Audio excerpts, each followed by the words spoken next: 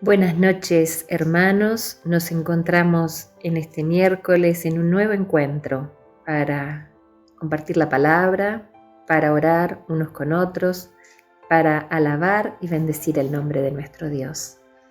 Y quiero comenzar este culto con las palabras del salmista. Deleítate en el Señor y Él te concederá los deseos de tu corazón. Encomienda al Señor tu camino y confía en Él y Él actuará. Que en esta noche podamos dejar todo delante de la presencia de nuestro Señor y con un corazón abierto y dispuesto a escuchar su palabra, lo que el Señor quiere decirnos, lo que quiere compartir con nosotros a través de las canciones, de la predicación, de los testimonios. Que nuestro corazón pueda estar atento a la voz del Señor y que podamos entregarle todo nuestro ser, encomendarle al Señor nuestro camino y, como dice el salmista, confiar en el Señor, porque Él hará. Oremos, hermanos, y encomendemos nuestras vidas, nuestros caminos al Señor. Padre de amor, venimos delante de tu presencia, trayéndote nuestras vidas, pidiéndote en primer lugar el perdón de nuestros pecados, pidiéndote que puedas estar con tu mano de amor y de misericordia sobre cada uno de nosotros, entregándole nuestras necesidades y dándote gracias, Señor, también porque un día el mensaje del Evangelio pudo llegar a nuestros corazones. Un día hubo alguien que habló y nuestro corazón fue sensible y pudimos recibirte. Y hoy queremos pedirte que también ese mensaje que tenemos no lo guardemos, sino que en nuestro corazón pueda arder el deseo de poder testificar, de llevar a otros tu palabra, Señor, al que está necesitándolo. Sabemos, Padre, que es un tiempo muy difícil y queremos poder estar atentos, sensibles a quienes están cerca nuestro, que no pasemos desapercibida la oportunidad que tengamos de acompañar, de ayudar y en primer lugar de predicar de tu palabra.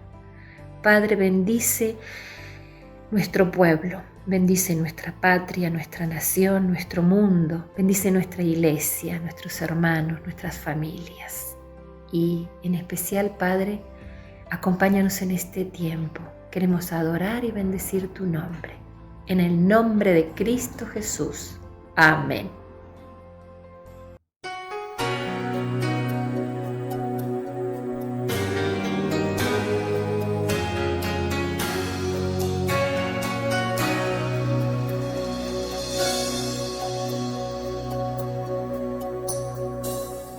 ¿Qué sería de mí si no me hubieras alcanzado? ¿Dónde estaría hoy si no me hubieras perdonado? Tendría un vacío en mi corazón, vagaría sin rumbo, sin dirección. Si no fuera por tu gracia y por tu amor, si no fuera por tu gracia y por tu amor, sería como un pájaro herido que se muere en el suelo. Sería como un ciervo que brama por agua en un desierto. Si no fuera por tu gracia y por tu amor, si no fuera por tu gracia y por tu amor,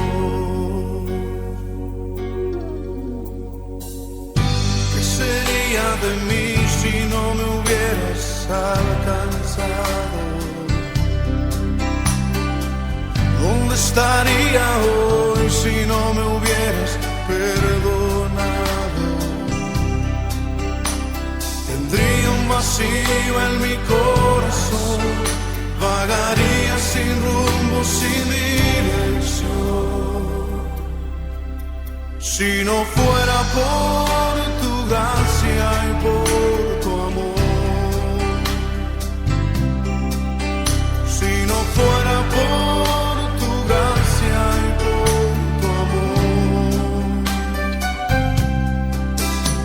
sería como un pájaro herido que se muere del suelo.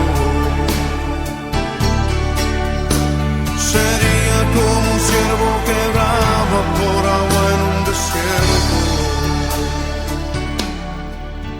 Si no fuera por tu gracia y por tu amor, si no fuera por tu gracia y por tu amor. Señor, reconocemos que sin ti estaríamos perdidos. Reconocemos que sin ti no tendríamos nada, oh Dios. Pero tú por tu misericordia nos has alcanzado y por tu gracia nos has hecho libres. Por eso te bendecimos en esta noche, Señor. Si no fuera por tu gracia y por tu amor, si no fuera por tu gracia y por tu amor, sería como un pájaro herido que se muere en el suelo. Sería como un ciervo que brama por agua en un desierto. Si no fuera por tu gracia y por tu amor, si no fuera por tu gracia y por tu amor, si no fuera por tu gracia y por tu amor.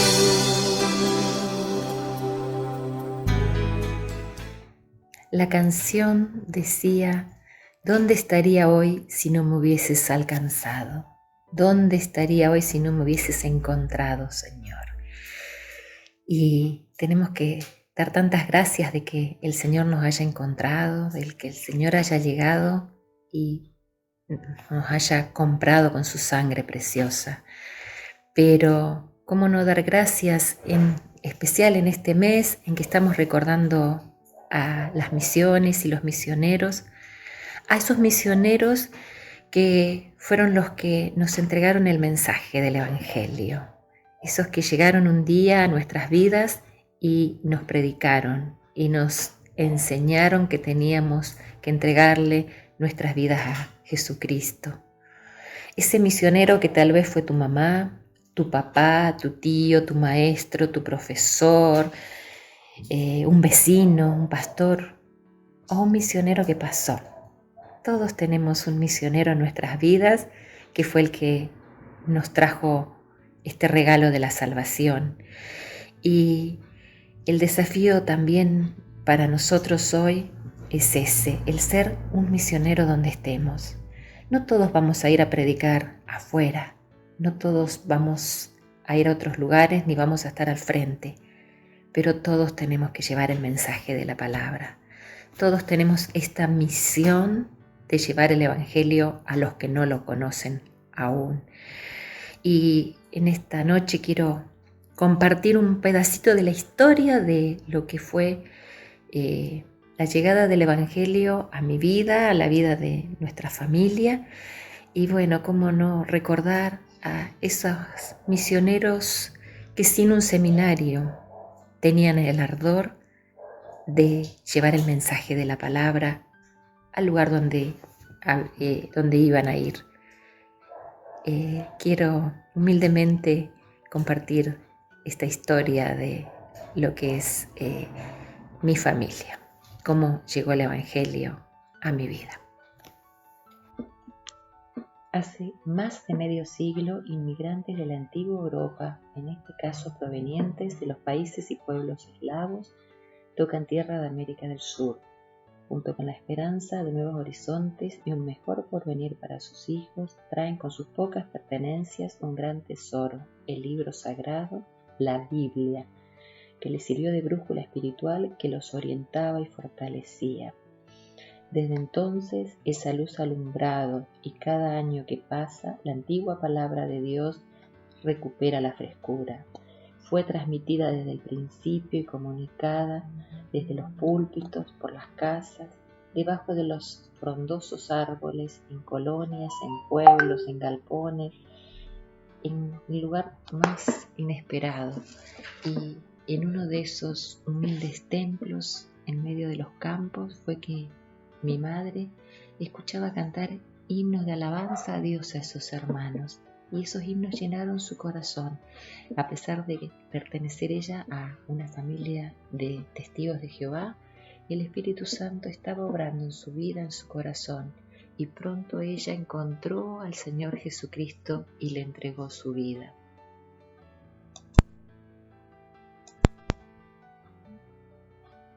En el año 1936 vinieron de Europa a Ucrania Pablo Zulepa con su esposa María Volva y 6 hijos, Juan María, Alejandro, Ana, Nicolás y Pedro. En 1938 este grupo de cristianos evangélicos bautistas comenzaron a congregarse para adorar a Dios y predicar el Evangelio en la casa de la familia de Pablo Zulepa. Concurría un gran número de vecinos, amigos y paisanos. Los hermanos se trasladaban cada domingo en carro, a caballo o a pie, recorriendo distancias de 8 a 15 kilómetros. Nada los arredraba, ni las dificultades, ni los caminos precarios, ni los apremios, ni las burlas de los incrédulos, ni la falta de medios. Con la fe puesta en Jesucristo y Biblia en mano, buscaban la comunión de sus hermanos en la fe y juntos adoraban a Dios y anunciaban el mensaje de paz y salvación, en la medida de sus posibilidades y bajo cualquier circunstancia, confiando en la promesa de Dios. Y aquí yo estoy con vosotros todos los días hasta el fin del mundo, cumplían con la gran convicción de ser sus testigos. Y así fue que yo, mis hermanas, recibimos el mensaje del Señor, el Evangelio. Conocimos al Señor a través de nuestra familia y de muchos hermanos que pasaron por nuestros hogares, por esos lugares tan distantes y que venían de distintos lugares, aún de distintos países, pero íbamos recibiendo el mensaje de la palabra de Dios y atesorándola en nuestros corazones. Aquí estoy, te ofrezco todo lo que soy. Aquí estoy, un sacrificio quiero ser.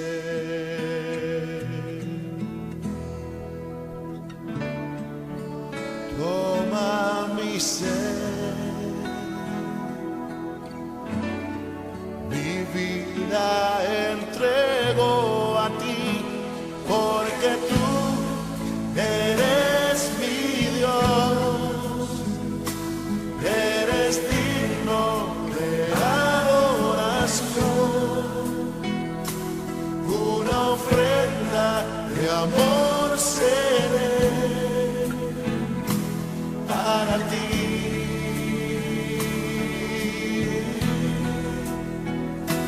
Porque tú eres mi Dios, eres digno de adoración, una ofrenda de amor seré para ti.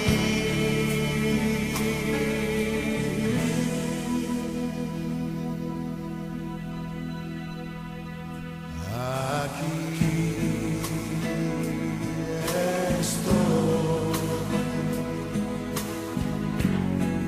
Te ofrezco todo lo que soy. Aquí estoy. Un sacrificio quiero ser. Oh, toma mi ser, mi vida entrego a ti, porque tú eres mi Dios, eres digno de adoración, una ofrenda de amor seré para ti, Señor, para ti, porque tú eres mi Dios, eres digno de adoración, una ofrenda de amor seré para ti, oh, para ti.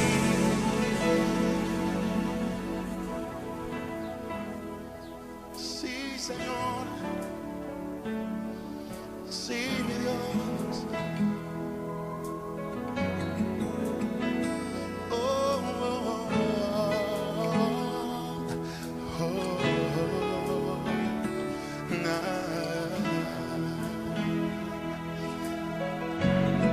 Frente a ti estamos, te ofrecemos sacrificio de mi ser, mi alma, mi cuerpo, mi Señor, delante de ti me postraré.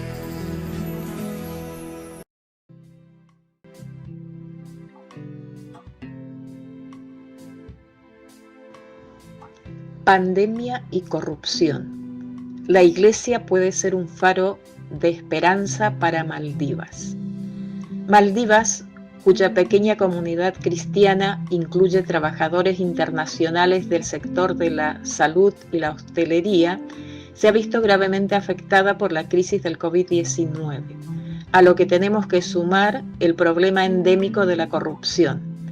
En medio de esta situación tan difícil para el país, Isaac, un líder cristiano local, insta a la Iglesia a levantarse e interceder para ser de bendición a los demás.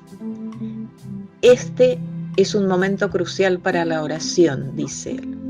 Como creyentes, tenemos la oportunidad de clamar a Dios y preguntarle cómo podemos ser de ayuda. Este es el momento de que la Iglesia se levante para interceder y sea de bendición. Es el momento de orar por Maldivas y su recuperación económica para que esto sea un testimonio de la bondad de Dios. El trauma tras el asesinato de creyentes en Indonesia. El pasado 11 de mayo, 4 creyentes fueron asesinados por miembros del MIT, grupo extremista asociado a ISIS, en Apu, Indonesia. La tragedia tuvo lugar mientras trabajaban en el campo y los familiares nos dicen, como cristianos, lo que más esperamos es el apoyo de nuestros hermanos en Cristo con sus oraciones. Lo siguiente es que el gobierno lidie con esa gente lo antes posible.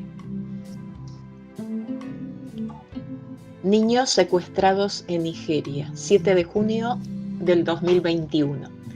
Fuentes internas confirman que el gobierno de Nigeria está negociando con los secuestradores armados que se llevaron a 136 niños de una escuela islámica. Lamentablemente este suceso es muy común en Nigeria. Bandas criminales que buscan negociar un rescate a menudo tienen como objetivo escuelas en lugares remotos, donde los dormitorios de estudiantes rara vez cuentan con las necesarias medidas de seguridad. Recientemente las madres y sus allegados se agolpaban a las puertas de la escuela llorando y esperando el regreso de sus hijos. Las bandas armadas están aterrorizando a los residentes en zonas del noroeste de Nigeria, despojando pueblos, robando ganado y tomando rehenes. Desde diciembre, más de 700 niños y estudiantes han sido secuestrados por bandas armadas que exigen rescate. Oremos por ellos. ¿Una bicicleta puede ser un milagro?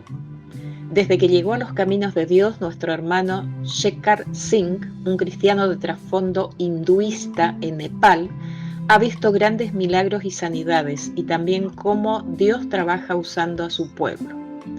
Shekhar vive con su esposa y sus 2 hijos estudiantes al este de Nepal, y él nos dice: trabajo como líder en una iglesia local, económicamente somos muy pobres, pero mi esposa y yo nos ganamos la vida vendiendo verdura, y es una bendición poder servir a Dios. Shekhar tiene un ministerio especialmente dedicado a visitar y orar por los enfermos. Declara que cuando oramos por los demás, Dios se encarga de lo que necesitamos. Y recientemente le hicieron entrega de una bicicleta para que pueda llegar a las familias que visita y así también ahorrarse el costo del transporte. Las autoridades locales cierran 6 iglesias en Mataram, Indonesia. En Indonesia rara vez se habla de la creciente persecución a la minoría cristiana. Sin embargo, dado el creciente fundamentalismo islámico y la intolerancia religiosa, los ataques a iglesias e incluso cierres de congregaciones están incrementando, por lo que es crucial equipar a todos los cristianos para responder ante la persecución. 10 familias cristianas forzadas a abandonar su fe. El pasado 19 de mayo, un grupo de musulmanes al norte de Bangladesh encerró a 10 familias cristianas de trasfondo musulmán en una mezquita para así obligarles a renunciar su fe en Jesús.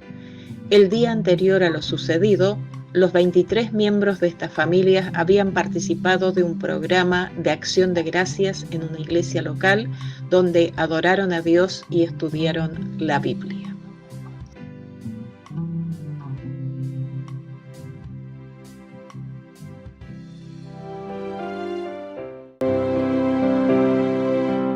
Que mi vida entera esté consagrada a ti, Señor, que a mis manos pueda guiar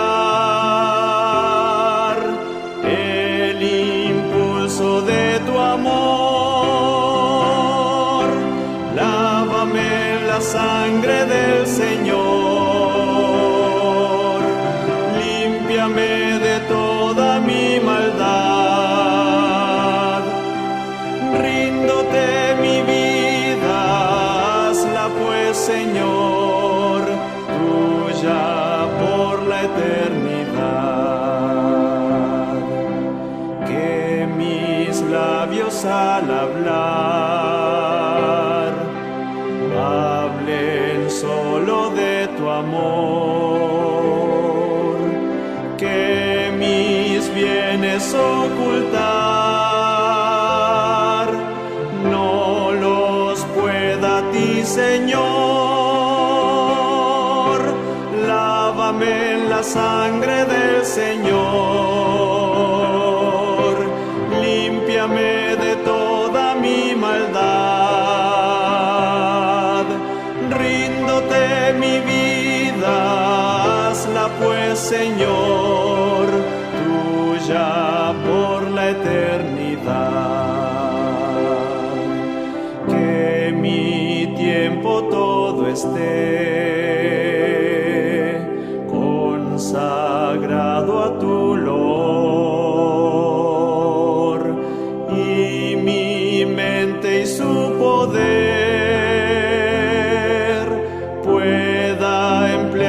pecados en tu honor. Lávame en la sangre del Señor, límpiame de toda mi maldad. Ríndote mi vida, hazla pues, Señor, tuya por la eternidad. Toma, oh Dios, mi voluntad y hazla tuya nada más. Y este pobre corazón y tu trono en él tendrás. Lávame en la sangre del Señor, límpiame de toda mi maldad. Ríndote mi vida, hazla pues, Señor, tuya por la eternidad.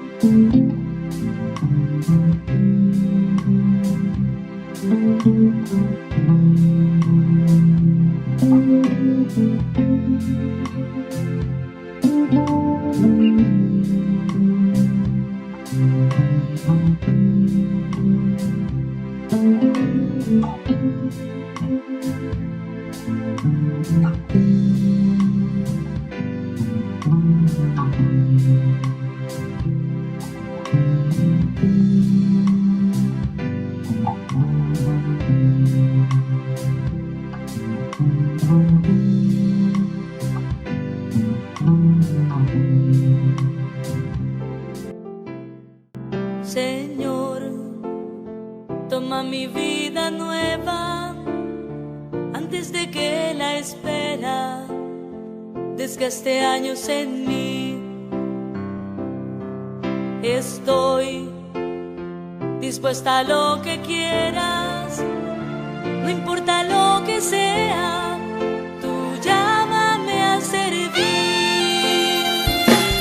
Llévame donde los hombres necesiten tus palabras, necesiten mis ganas de vivir, donde falte la esperanza, donde falte la alegría, simplemente por no saber de ti.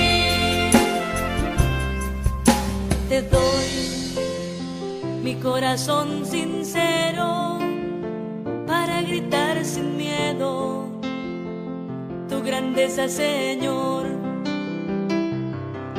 Tendré mis manos sin cansancio, tu historia entre mis labios y fuerza en la oración.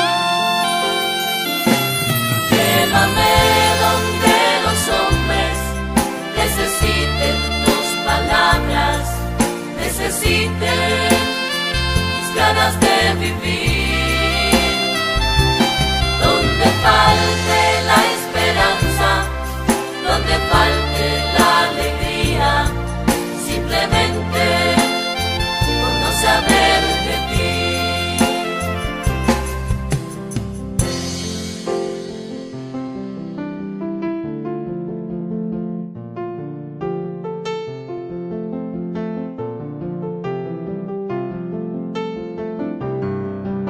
Y así en marcha iré cantando, por calles predicando lo bello que es tu amor. Señor, tengo alma misionera, condúceme a la tierra que tenga sed de Dios. Llévame donde los hombres necesiten tus palabras, necesiten mis ganas de vivir, donde falte la esperanza, donde falte la alegría, simplemente por no saber de ti, simplemente por no saber de ti, simplemente por no saber de ti.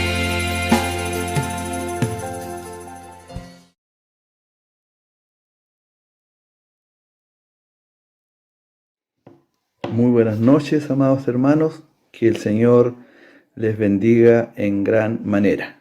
Mi nombre es Juan Lara Jaramillo, soy pastor misionero bautista, vivo actualmente en Chile, en la ciudad de Talca. Voy a intentar compartir con ustedes algo de mi experiencia misionera en el Ecuador durante los años 1991 hasta el 2002. Y para poder darle claridad al testimonio que voy a compartir, quiero guiarme por la pauta que el pastor me envió. Ya. Entonces, les contaré lo siguiente. Nací en el año 1961, el 9 de agosto, en la ciudad de Santiago, donde mis padres vivieron ahí por algunos años y luego decidieron volver a su ciudad, vamos a decir, donde ellos habían vivido en su juventud, que era Temuco, pero de Temuco hacia el campo, en un lugar que se llama hasta el día de hoy Pocoyán. ¿Ya? En este vecindario, en este lugar campesino, ahí existió una misión bautista de la primera iglesia bautista de Temuco, donde mis padres participaban, ¿cierto?, como miembros de ella.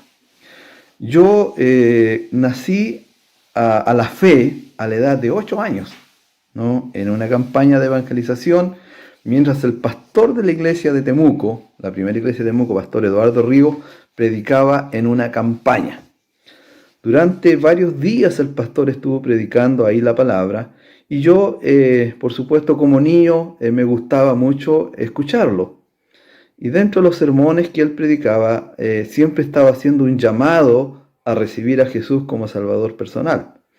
Pero él siempre hablaba de pecado, siempre hablaba de confesar pecado, siempre hablaba de que uno tenía que arrepentirse.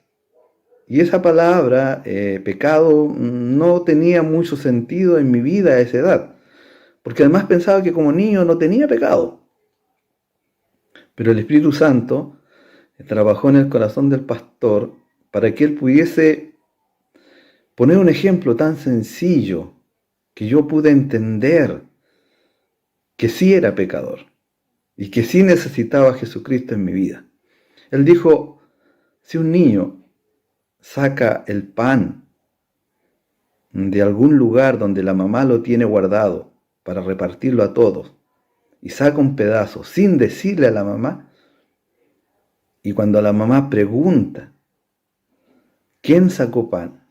Y ese niño no dice la verdad o no asume su responsabilidad y dice que no tiene idea, eso es un pecado.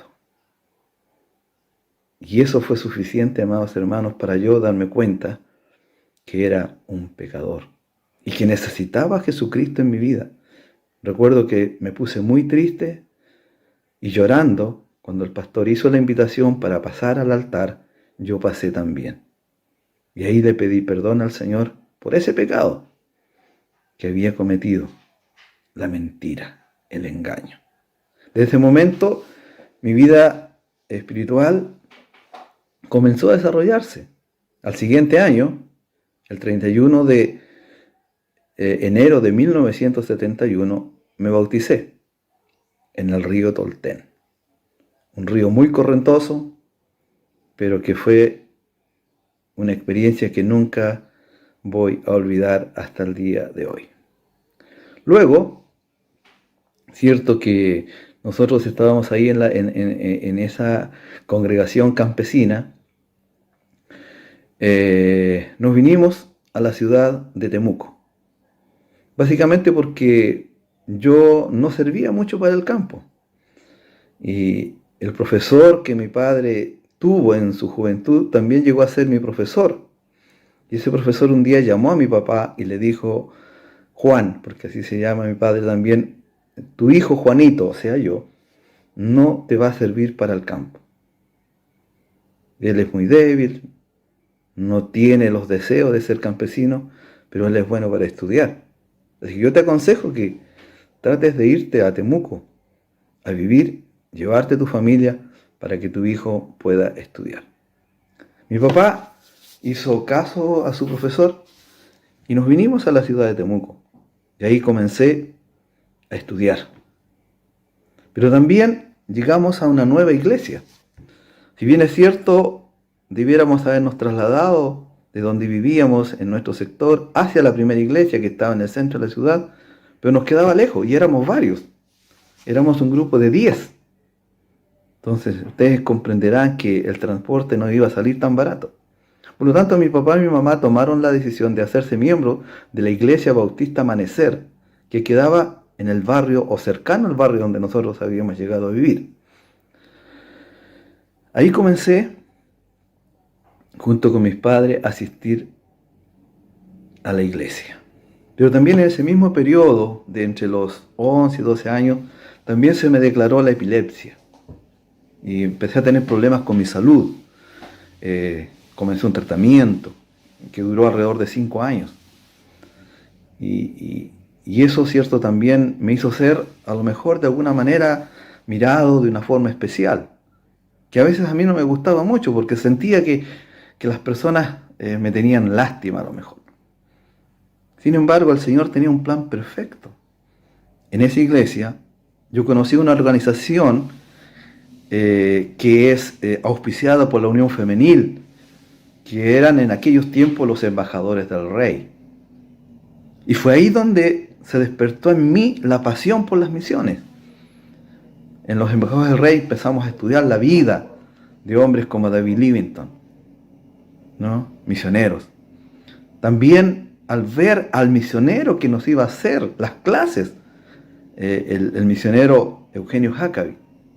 Eso empezó a hacer en mí y a nacer en mí una pasión por las misiones. En un campamento de verano, más o menos cuando yo tenía 14 años, en Licanray, un balneario cerca de Temuco, donde nuestra convención nacional tiene un lugar para campamentos. En uno de esos campamentos, mientras era el predicador de esos días, el pastor Enoc Rebolledo, el Señor, a través de él, me hizo un llamado a las misiones. El llamado específico era al ministerio pastoral. Pero yo sentía que no quería ser solo un pastor, quería ser un pastor misionero. Ustedes dirán, ¿cómo un muchacho de 14 años tiene esto como que no solo pastor, sino pastor misionero? Yo entendía que el pastor era el que cuidaba la iglesia que ya estaba formada, que la educaba, que la administraba, que la dirigía. Pero yo quería ser un pastor que formara nuevas iglesias. Y para eso tenía que ser un pastor misionero, que iba a formar, que iba a educar, que iba a bautizar, que iba a ganar, que iba a constituir una iglesia y luego la dejaba y me iba a otro lugar. Eso lo tuve muy claro. Por lo tanto, mi llamado fue pastoral misionero. Fue así entonces como me seguí, terminé toda mi educación primaria y secundaria en la ciudad de Temuco. Luego tuve la opción de ir a la universidad, pero mi llamado fue más fuerte. Y decidí postular al seminario para estudiar teología. La primera vez que lo hice, por ser todavía muy muchacho, muy joven, no fui aceptado. Y en un momento dado pensé olvidarme de esto para siempre. Dije, si no me aceptaron, no quieren que yo sea pastor misionero, no lo hago más. Me puse a trabajar. Pero en octubre del año 1981, nuevamente repostulé al seminario para estudiar y prepararme para ser un pastor misionero. Y en ese año, el año 81, más o menos en diciembre, me llegó una carta certificada donde el seminario me respondía a través de su rector que había sido aceptado como alumno regular. En marzo del 82 me fui a Santiago y comencé a estudiar teología. Ahí conocí a quien hoy es mi esposa, María Teresa. Y juntos, ¿cierto? Ahí nos pusimos, nosotros decimos, a pololear, nos conocimos y comenzamos a trabajar también como seminaristas en distintas iglesias donde nos enviaban a hacer nuestra obra práctica. Así que en un momento, el Señor nos permitió ir juntos a la misma congregación como seminaristas. Y fue ahí donde empezamos a desarrollar también el sentido misionero juntos, estando ya de novios, teniendo claro que nuestra visión era ser pastores misioneros. Nos propusimos que si íbamos a ser pastores misioneros, teníamos que mostrarlo y probarlo. Y decidimos comenzar una obra nueva, siendo novios todavía. Luego nos casamos, pasamos los 2 años que se le exige en Chile a un pastor como pastor probando. Fui llevado a un concilio examinador, pasé ese concilio examinador, fui ordenado al ministerio pastoral. Y junto a mi esposa trabajamos en Rancagua y formamos una nueva iglesia con un templo, una casa pastoral. Y creíamos entonces en ese momento que habíamos cumplido el sueño, el anhelo de nuestro corazón de ser pastores misioneros y que lo habíamos podido mostrar y demostrar. De ahí nos trasladamos y continuamos nuestro ministerio en Talca, el año 89 y año 90. Y en ese mismo año, el año 90, nuestra convención bautista de Chile comenzó un nuevo proyecto misionero, pero hacia el extranjero. Y ellos dijeron que querían enviar el primer matrimonio misionero hacia el extranjero. Y los países elegidos serían países no fronterizos. Por lo tanto, se descartó Perú, se descartó Argentina, se descartó Bolivia. Y la convención, a través de su junta de misiones, decidió que ese país elegido para enviar a la primera pareja misionera bautista chilena sería el Ecuador. Habían algunos requisitos. Uno era la edad. Se presentaron varios candidatos, varios matrimonios, pero en nuestro corazón con mi esposa decíamos, no, ellos no son. Hasta que un día dijimos, no, somos nosotros. Pero ¿cómo lo hacemos? No tenemos los 30 años que piden, tenemos menos. Pero llegamos al convencimiento que en algún momento dado algo iba a suceder. Pasó el primer año, pasó todo el año 89, pasó todo el año 90, y nuestra convención informaba que aún no encontraban al matrimonio para ser enviado fuera del país. Pues así como más o menos sería julio, agosto del año 90, con mi esposa, después de haber orado al Señor, llegamos a la convicción que nosotros éramos los que teníamos que ir. Por lo tanto, yo decidí viajar a Santiago e entrevistarme con el presidente de la Junta de Misiones de nuestro país, que en ese momento era el pastor Luis Pozo Furdiles. Llegué a la oficina de nuestra convención, tipo 10 de la mañana, no recuerdo el día, y toqué la puerta y me salió a abrir al conserje y le dije, yo soy Juan Lara, soy pastor y quiero hablar con el pastor Luis Pozo. Y él me dice, en este momento él está en una reunión, espérelo unos 10 minutos. Lo esperé. Cuando él salió, me quedó mirando y se sonrió. Y me dijo, mira chiquillo, estábamos reunidos recién todos los miembros de la Junta de Misiones. ¿En serio? Sí, me dijo. Estábamos orando al Señor que el Señor nos enviara a quienes debían ir a Ecuador. Y yo le dije, entonces vine en buen momento, pastor. Nosotros creemos con mi esposa que somos los que debemos ir. El pastor se rió. Él era calvo, tenía poco pelo, tomó su peinetita, se arregló sus pocos pelos y me hizo pasar a su oficina. Luego hizo pasar a la secretaria y al tesorero de la Junta y les dijo, oye, este muchacho dice que él es el misionero que debemos enviar a Ecuador. Y la hermana, que era esposa de pastor, que hoy día descansa en los brazos del Señor, la hermana Rode de Musiet, le dijo, Luis, el Señor ha respondido nuestra oración. Y así fue, hermanos, como se dio finalmente el nombramiento nuestro junto a mi esposa para salir como el primer matrimonio bautista chileno en ir a las misiones internacionales. Y nos fuimos en febrero del año 91 hasta Ecuador, Ciudad de Esmeraldas. Ahí comenzó nuestra aventura misionera, donde tuvimos que llegar a conocer una cultura, donde claro, teníamos en común el idioma, hablábamos el español o el castellano. Eso hacía que fuera fácil la comunicación en cierto sentido. Pero con el pasar del tiempo nos dimos cuenta que había muchas diferencias culturales, costumbres, diferencias en el tipo de alimentación, palabras que a veces las entendíamos, pero tenían distintas aplicaciones. Por ejemplo, nosotros usamos en Chile la palabra funda para referirnos a aquello que se le pone a la almohada. En Ecuador, funda era una bolsa donde uno llevaba las compras, ¿no? Y una bolsa en Ecuador era otra cosa, que no la voy a decir ahora. Y así, por contarle algunas cosas, nos fuimos dando cuenta que íbamos a tener que aprender una nueva cultura, que íbamos a tener que aprender a conocer la forma como nos íbamos a tener que comunicar.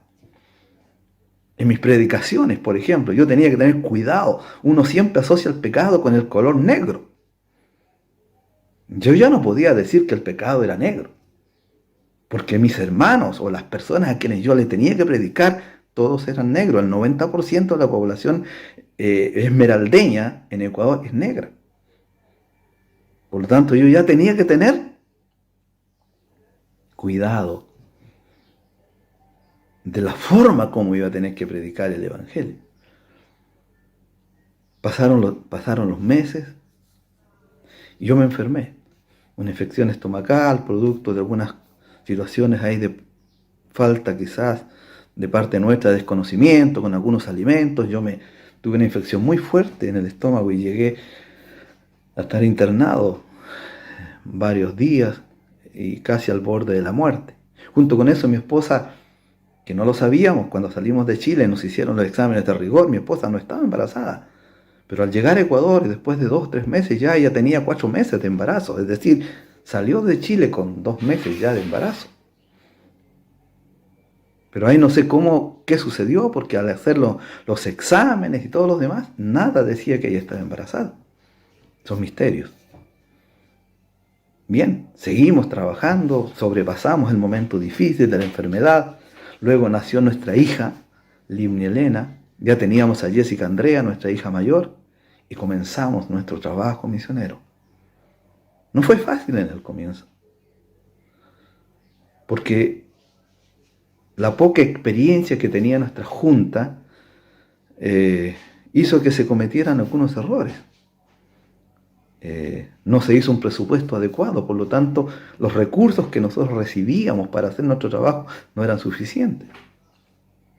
Por otro lado, nuestros hermanos ecuatorianos ahí en esa ciudad de Esmeralda tenían la imagen del misionero norteamericano o europeo, que llega, ¿verdad?, con recursos, que llega con recursos para ayudar, y nosotros no lo teníamos. En momentos dados los hermanos decían: pastor, misionero, ¿cuándo llega su auto? ¿Cuándo llegan sus cosas? ¿Cuándo llegan sus muebles, su cocina, su refrigerador? Nosotros con mi esposa nos mirábamos y le decíamos: no, hermano, nosotros ya estamos acá. Solo trajimos 2 maletas y nuestra hija. No es todo lo que tenemos. Entonces, de alguna manera, para ellos éramos los misioneros pobres. Por lo tanto, se nos hizo más difícil todavía construir una nueva imagen de misionero latino, con pocos recursos. Quizás más que nada con el himnario y la Biblia en la mano y el deseo en el corazón de querer hacer misiones. Pero pasó el tiempo y fuimos ganándonos el cariño, el amor. El hecho que naciera nuestra hija allá en Ecuador también hizo que pudiésemos ser vistos de otra manera. Comenzamos a trabajar con las 2 iglesias que habían ahí. Luego fuimos abriendo obras. 2 iglesias se formaron producto de nuestro trabajo en ese lugar. Y una de las experiencias maravillosas que tenemos de ese tiempo ahí en Esmeralda es que hoy día, en este tiempo, en siglo XXI, junio del año 2021, a través de las redes sociales sigo conectado con hermanos, con hermanas, con niños de aquel tiempo, jóvenes de hoy, mayores de 30 años ya algunos, y que son los líderes de la obra en ese sector. Y es una satisfacción muy grande poder recordar que a pesar del sufrimiento, a pesar de las incomodidades que nos tocó vivir en aquel tiempo, Dios nos utilizó con los pocos recursos que teníamos. Dios nos utilizó para el engrandecimiento de su reino en ese lugar. Después pasó el tiempo y por temas de salud más que nada, después de casi 5 años de estar ahí en esa ciudad, nos trasladamos a un nuevo espacio misionero hacia la sierra ecuatoriana, en Ibarra. Ahí en Ibarra fue un poco distinto, ya ahí nos recibieron otra pareja de misioneros que eran norteamericanos, mayores que nosotros, que en el fondo nos adoptaron entre colega y hijos, donde mis hijas de alguna forma se transformaban en las nietas de ellos. Y juntos comenzamos a trabajar, ya no como llaneros solitarios, sino que como equipo, y comenzamos a abrir nuevas obras, y comenzamos a formar líderes, y comenzamos con mi esposa a enseñar también teología. Y en ese lugar se me dio la oportunidad de poder comenzar esa organización en la cual yo nací como misionero, los embajadores del Rey. Y formamos los embajadores del Rey, las auxiliares de niña, los rayitos de sol, y comenzamos a trabajar con esa iglesia, y empezó a crecer la obra, a tal punto que después el misionero que estaba ahí como pastor tuvo que tomar su licencia para ir a los Estados Unidos y me dejó a cargo. Y cuando regresó me dijo, Juan, te quedas tú con la iglesia, yo iré a otro lado. Y seguimos trabajando. Hoy día para mí es una alegría saber que hay muchos de esos muchachitos que fueron embajadores, que fueron rayitos o auxiliares de niña, que hoy día están en las misiones. 2 hermanos cosanguíneos son misioneros, pastores misioneros. Otros son profesionales, quizás en otra área, pero todos vinculados al trabajo del ministerio de la iglesia. Ese quizás es el mejor sueldo, el mejor salario que una familia misionera puede recibir. Al ver que producto de ese granito de arena con el que tú colaboraste, con ese compromiso con el que tú serviste al Señor, otras personas se vieron beneficiadas y hoy día también ellos sirven en un ministerio en alguna área de la iglesia. Estoy recordando, amados hermanos, que una cosa que impactó nuestras vidas con mi esposa en las misiones fue una experiencia de conversión que tuvimos en Esmeralda. De una persona que su esposa conocía un poco del Señor, una hermana le había hablado del Señor, pero el esposo nunca tomó ningún compromiso y él siempre andaba más tirado hacia el mal que el bien. Inclusive algunos decían que él era brujo, que tenía ciertos secretos. Pues un día él quiso, y la hermana que me llevó a conocerlo, y yo le fui a conocer a este varón, un varón de poco más de 1,90 m, de color negro, su mirada muy potente, que inclusive uno podía sentir hasta temor de mirarlo a los ojos. Pero este hombre un día llegó y entregó su vida al Señor también. Después me tocó bautizarlo. Y él después se transformó en mi compañero.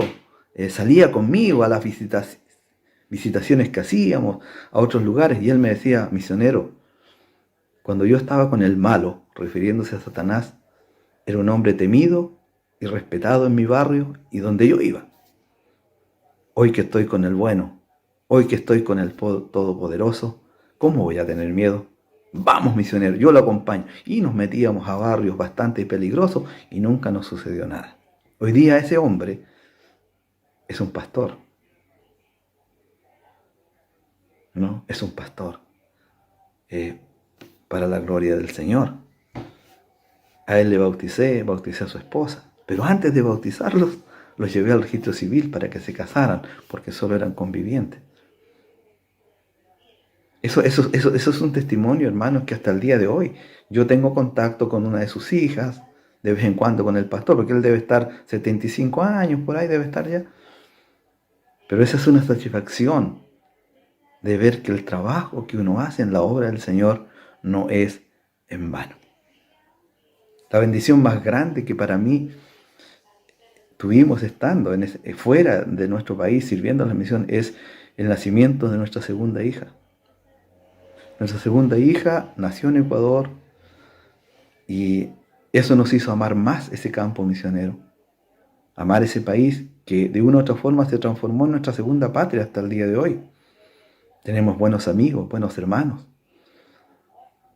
Y bueno, mi hija mayor estuvo casada por más de 10 años con un muchacho ecuatoriano, de la cual le nacieron 2 hijos también.